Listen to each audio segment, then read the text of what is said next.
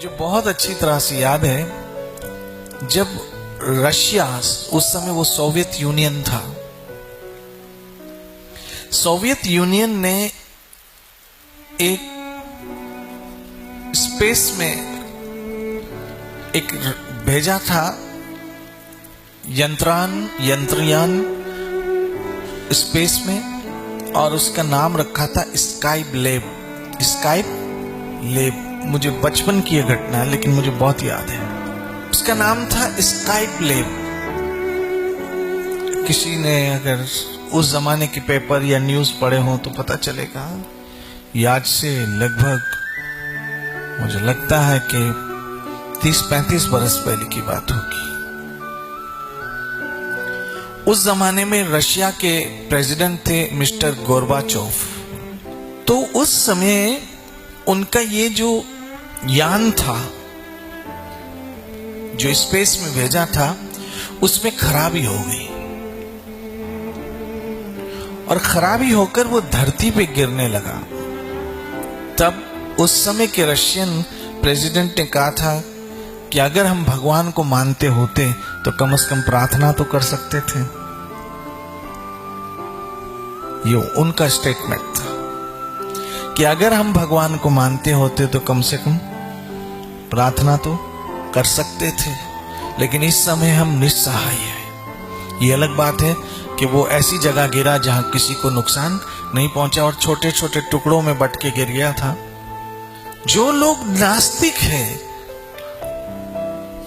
वो कहीं ना कहीं बहुत असहाय हो जाते हैं समय पर। क्यों? कि एक वक्त आता है जब वो अपने आप को बिल्कुल लावारिस समझते हैं। किसको पुकारे? किसको पुकारे?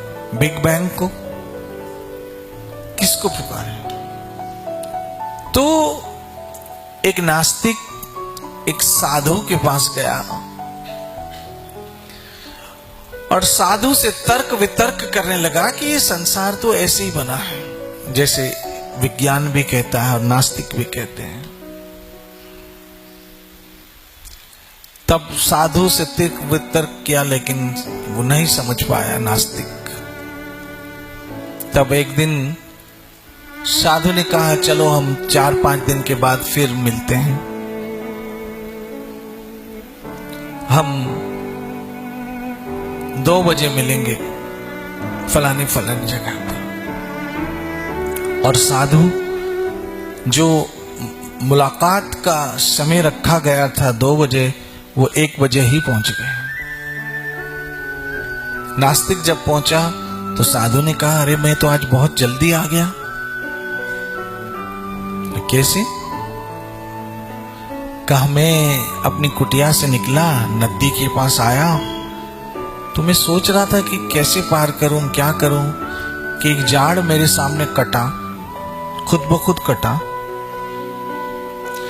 और वो झाड़ मैंने कटते देखा और कट कट के उसके टुकड़े होके एक कश्ती बन गई।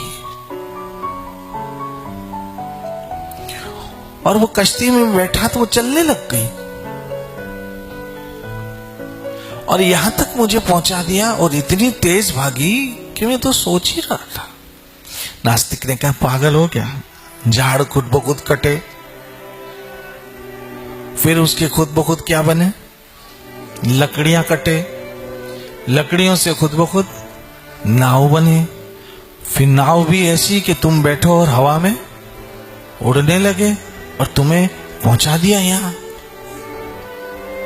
संत ने कहा, बेवकूफ, यही तो मैं तुम्हें समझाना चाह रहा हूं कि जब एक नाव खुद ब खुद नहीं बन सकती बिना किसी कारीगर के, तो ये संसार कैसे बन गया? इसको भी तो किसी कारीगर ने बनाया होगा, और जिस कारीगर ने बनाया होगा उसका नाम है कृष्ण।